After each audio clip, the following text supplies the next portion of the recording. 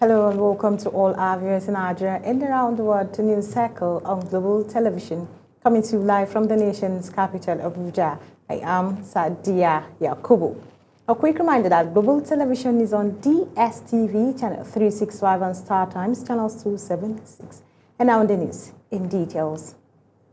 President Bola Ahmed Tinubu has declared a nationwide security emergency and reordered the armed forces to recruit additional personnel following renewed attacks in Kebbi, Borno, Zamfara, Niger, Yobe, and Kwara State. In a statement through his media team, the president sympathized with affected families, paid tribute to fallen heroes, including Brigadier General Musa Uba, and urged Nigerians to remain vigilant while cooperating with security agencies. The declaration comes amid heightened fears after the killing of several civilians and the abduction of over 300 students in the recent school attacks. As President Bola Ahmed Tinubu declares a state of emergency on security, experts say Nigerians' growing insecurity requires a new approach that formally brings traditional rulers into the nation's security framework. In an exclusive interview with Global Television's public policy analyst and conflict expert Larry Adebayo said traditional institutions must become active partners in the fight against terrorism, banditry, and kidnapping. Zahra Nasir reports. The security challenge in Nigeria has evolved in recent years, and this has placed an enormous demand on the security agencies to put an end to it. Security experts say the successes being recorded against terrorism in the country, if sustained, will make it easier for Nigerians to trust government's anti-terror measures. Nigeria continues to grapple with deepening security crises ranging from insurgency and banditry to widespread kidnappings. These threats, many argue, are compounded by poverty, unemployment, and systematic corruption, leaving communities increasingly vulnerable. In this interview, conflict expert Larry Adebayo stressed that traditional rulers, often the first point of contact in many communities, must be equipped, trained, and integrated into national security operations if the country hopes to achieve lasting peace. Traditional rulers in all the communities. There is nowhere in the country where you don't have traditional rulers. I think what we need to do is to see how we can integrate them into the security architecture of the country. Traditional rulers. They need to be trained, they need to be brought into the security architecture as part of strengthening the work of security agencies. Adebayo also called for the inclusion of retired military officers with years of combat experience, saying their expertise will strengthen coordination and intelligence gathering across troubled regions. Trained military officers who have retired. I think the security chiefs need to begin to explore that. There are some of them who had training in intelligence, who have been part of the military work. They can be brought, those who have the health, they can be brought into it. Some Nigerians shared mixed emotions following the recent release of abducted schoolgirls in Kebbi and Niger states, describing the relief but also the lingering fear created by recurring attacks. Release abducted 24 of them yesterday. It's a good one, but we need government to do more effort. Government, they tried. If they have been doing like this for the previous ones, we'll say they are trying. With insecurity evolving and communities on edge, experts insist Nigeria must rethink its approach. Integrating traditional rulers, they say, may be the missing link in building trust, improving local intelligence, and supporting security agencies in restoring peace across the nation. Zahra Nasir reporting for Global TV News. Madrin has condemned the military takeover in Guinea-Bissau, describing it as an unconstitutional change of government that violates the ECOWAS Protocol on Democracy and Good Governance. In a statement by Foreign Affairs spokesperson Kimebe Ebimfa, the government demanded the immediate restoration of constitutional order, protection for detained individuals, and safety for re-election observers deployed in the country. Nigeria reaffirmed its solidarity with the people of Guinea-Bissau and pledged to work with ECOWAS and African Union to ensure a swift return to democracy governance. The House of Representatives has launched an investigation into the alleged non-payment of scholarship stipend to Nigerian students studying at home and abroad. Many of the affected students are reportedly stranded, while parents say their children's welfare and academic work are now at risk. National Assembly correspondent Anieti Patrick reports. The House Committee on Student Loans, Scholarships and Higher Education Financing has opened an investigative hearing into what lawmakers describe as troubling allegations of prolonged non-payment of scholarship stipends. The probe, led by Committee Chairman Ifeoluwa Ehindero, follows rising complaints that Nigerian scholars under the Bilateral Education Agreements program have gone months, some years, without the funds required for their upkeep. Parents under the Forum of Parents and Guardians of BEA scholarship recipients told the committee that the scholarship terms have been repeatedly breached. They lament that many of the students are stranded abroad, unable to feed, pay for transportation, or access health care. The system is a challenge. So we think that government can consider restructuring the Federal Scholarship Board and give it additional mandate and responsibility and see how the funding can be easy. Declaring the hearing open, Speaker Tajudeen Abbas, represented by David Agada, expressed concern that delayed payments could jeopardize the future of the scholars and the image of the country. Inquiry will also explore issues related to communications gaps and inadequate student support structure to ensure that beneficiaries receive the assistance they are entitled to. Committee Chairman Ifeoluwa Ehindero described the situation as a betrayal of national trust, saying the nation must protect the dignity of its students abroad. He says the committee will trace release funds, examine administrative lapses, and ensure such failures never reoccur. Restoration of the original monthly stipend of $500, establishment of a reliable and transparent payment framework, creation of a comprehensive welfare monitoring system. The committee is expected to summon all relevant government agencies as the probe continues. Parents say they are hoping for urgent intervention before more students abandon their studies. From the National Assembly, Anieti Patrick reporting for Global TV News. Senators passed a resolution declaring kidnapping as an act of terrorism, mandating that the Terrorism Act be amended to impose a death penalty on convicted kidnappers. The resolution followed growing concerns over rising insecurity in Kwara, Kebbi, and Niger states. Senate correspondent Topsy Gimba has the details. Senator Lola Ashiru of Kwara South, who sponsored the motion for urgent federal intervention after recent eruptions, including school children in Kebbi. The Senate also debated reports of soldiers withdrawing from vulnerable areas before attacks. Senator Inaya Abaribe and other senators criticized the government's handling of security, saying the administration must own up to its failures instead of blaming predecessors. The governor of Kebbi said that somebody ordered troops out and people were kidnapped. Till today, nobody in Nigeria knows what happened, and no question has been asked. The commander of that area who ordered that those men be withdrawn, it is to be a national secret to be kept within military cycle. As some lawmakers continue to propagate the claim that security agencies know the locations and motives of bandits, Senator Akpabio condemned attempts to frame the crisis along religious or sectional lines. Families are suffering.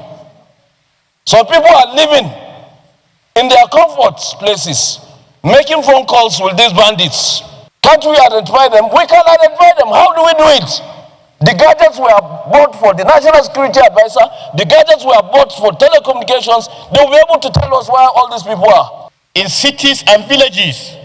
And kidnapping now is one of the best paying jobs in Nigeria. All across. In fact, kidnapping now pays more than oil. We can continue to buy arms and ammunition and platforms from other countries, but that is not the way to go in the long run. Because we bought the Super Tucanos. What happened? So the sensors that we needed. Let us use this opportunity to give the president or the leadership the necessary support in order to address this very serious problem of insecurity that is expanding.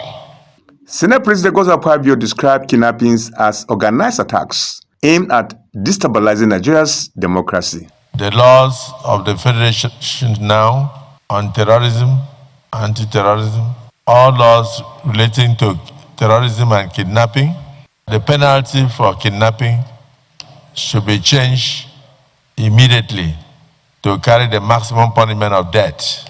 The new legislation aims to send a strong message against kidnappers amid nationwide security challenges.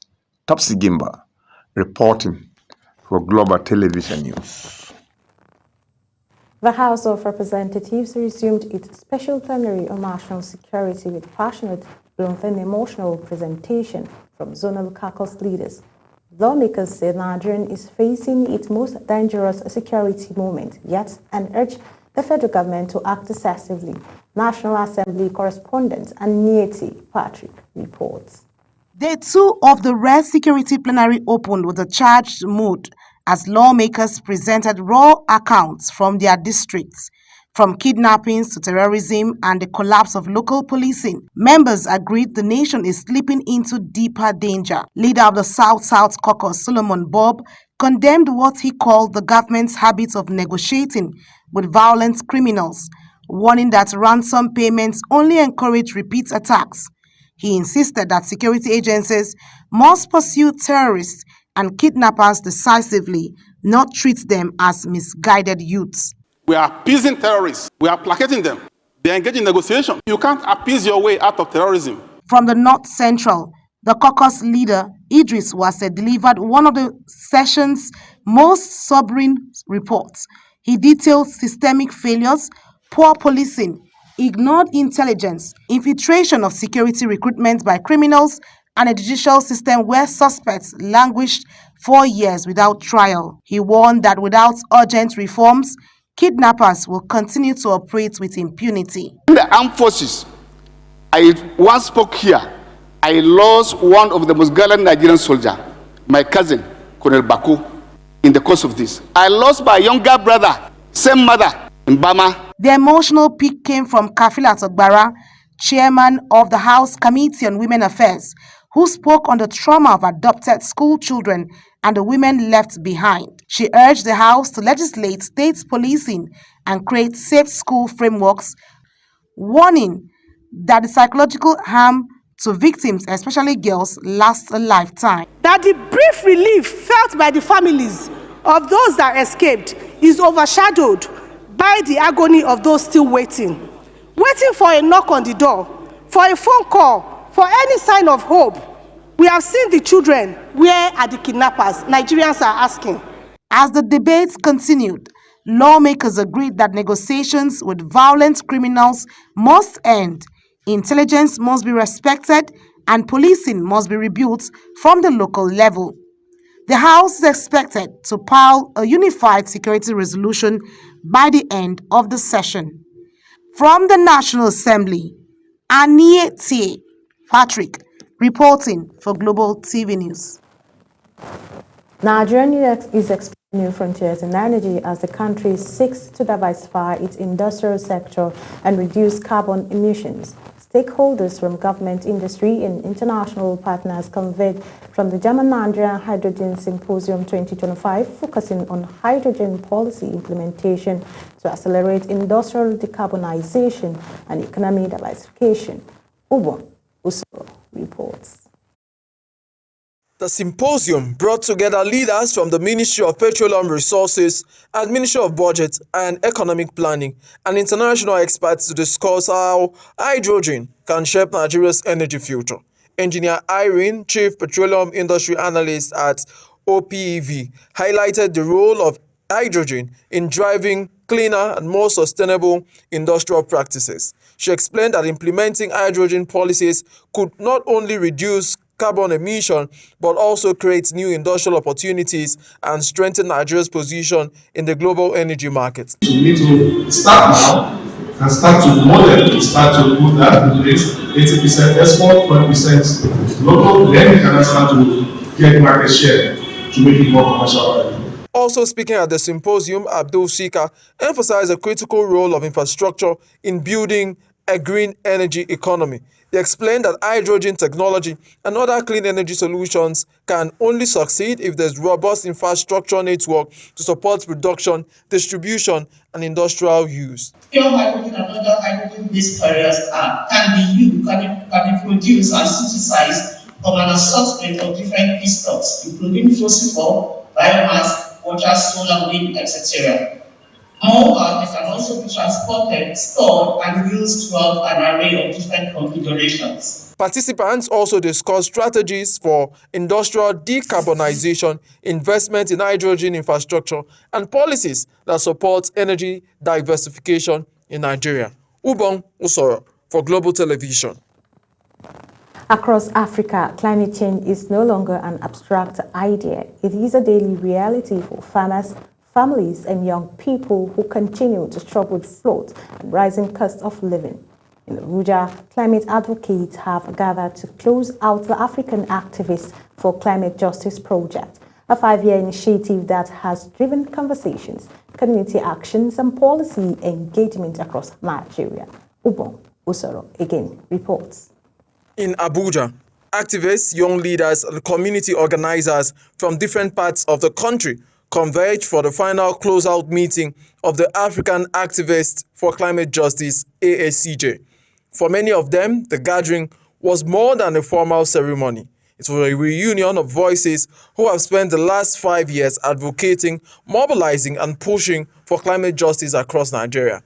Climate change leader at Oxfam, Kenneth Akpan, emphasized the need to sustain community-driven climate initiative beyond the close of the AAC project. Help the environment to thrive, knowing that we contribute less than 2% of the overall cost of the climate impact globally.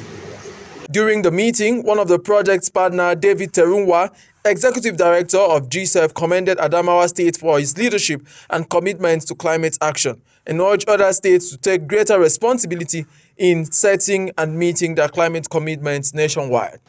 And I believe that subnational policies are critical to building climate resilience. As the AAC project comes to an end in Nigeria, climate advocates say the real work is only just beginning. They believe that with stronger political will, continuous community engagement, and sustained collaboration, states across the country can build a more resilient and climate-secure future for millions of Nigerians. Ubong Usoro for Global Television News. The National Hajj Commission of Nigeria says it is strengthening coordination and staff readiness for the 2026 Hajj, with the chairman urging improved professionalism as Saudi policies and technologies continue to change. The Commissioner for Policy Research, Statistics, Information and Library Services, Professor Yagawal, called for zero complaints experience in Medina, warning officials to resolve issues quickly, especially on food, accommodation and visitations. The Commission also reaffirmed its commitment to staff training, saying the monthly sessions will equip workers to deliver a smoother and more efficient Hajj next year. You're watching the live broadcast of News Circle. When News Circle returns, CAF confirms countries to name 28 players for AFCON 2025. Details coming shortly, plus foreign and sports stories on the other side of this break. Please stay with us.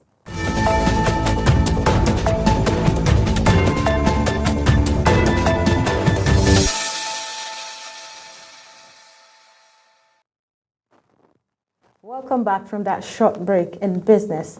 The World Bank has urged the federal government to immediately reduce high import tariffs and lift selected import bans, warning that inflation remains dangerously high and continues to erode the purchasing power of millions of Nigerians. Country Director of Onadren, Matthew Vagis, told newsmen that poverty level may keep rising through 2025 and possibly into 2026 if inflation is not decisively tackled, stressing that while long-term reforms must continue, certain policy actions can deliver faster relief. He noted that sustained economic discipline in how countries like India and China achieve stability over time must insist that the Nigerian could ease household pressures more quickly by adjusting trade barriers without derailing ongoing reforms. The federal government has secured more than $2 billion in new power sector investment driven by Electricity Act 2023, according to the Minister of Power, Adebayo Adelabu, who disclosed the figures on Thursday at PwC's annual Power and Utilities Roundtable in Lagos. Adelabu said the surge in investor interest reflects growing confidence in Nigerians' shift from a centralized electricity market to a competitive multi-tier structure that empowers states to regulate and develop their own power systems. He explained that this decentralized model is already attracting investors seeking clarity, competition, and transparency, marking what he described as a historic transition for Nigeria's long-troubled power sector.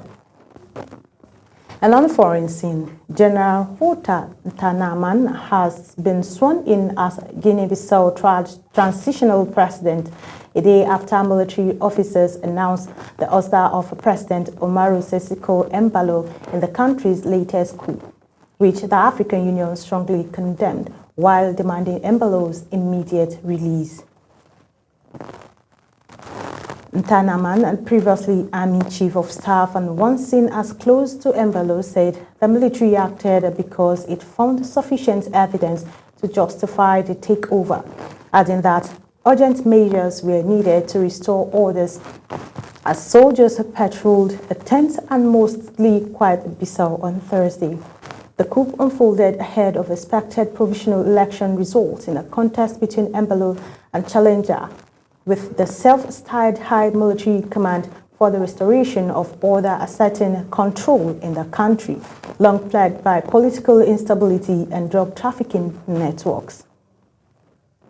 In the meantime, the African Union Economic Community and West African States and West African Elders Forum have condemned the military takeover in Guinea-Bissau, calling it a disruption of democratic process. In a joint statement signed by heads of observation mission, including Philip Nyusi and Goodluck Jonathan, the bodies urged a swift restoration of constitutional order. The coup occurred as the nation awaited final election results, with both leading candidates prematurely claiming victory. At least 75 people have died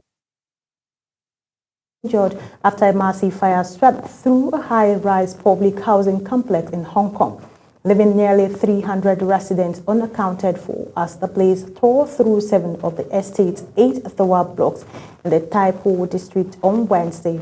Authorities say the fire is now basically under control, but uncertainty remains over how many people were stayed inside at the time, with census figures showing the complex houses about 4,600 residents, while survivors lament the loss of all their belongings and investigators analyze initial footage to understand how the inferno started. Police have revealed that materials used on the buildings were not fire resistant and have arrested 3 construction company executives on suspicious of the question mounts over safety lapses and accountability. And in sports, the Confederation of African Federations has approved the expanded 28-man squad list for teams participating in the 2025. Increase will help countries better manage player fitness, injuries, and workload through the months-long tournament. The football body also announced the national teams may register up to 17 technical staff members, including coaching, medical and logistic and performance analyst personnel, to ensure comprehensive support during the competition. CAF said all 24 qualified nations must submit their final squad list by December 11 ahead of the tournament, which Morocco will host for December 18, 2025 to January 18, 2026. Nigerians, the Tigers begin their 2027 FIBA World Cup African qualifiers today in Tunis, determined to avoid another major World Cup miss following the Super Eagles' failure to qualify. Coach Mohamed Abdurrahman says despite a late arrival and limited preparation time, the squad remains motivated and confident. Nigerians face host Tunisia in their opening match, with Rwanda and Guinea also competing for the limited qualification spot. That's it on Global TV News Circle. A quick reminder that Global Television is on DSTV channel 365 and Star Times channels 276. Kindly follow us across all social media platforms now showing on your screen using that Global TV NG. I am Sadia Yakubu saying thank you for watching.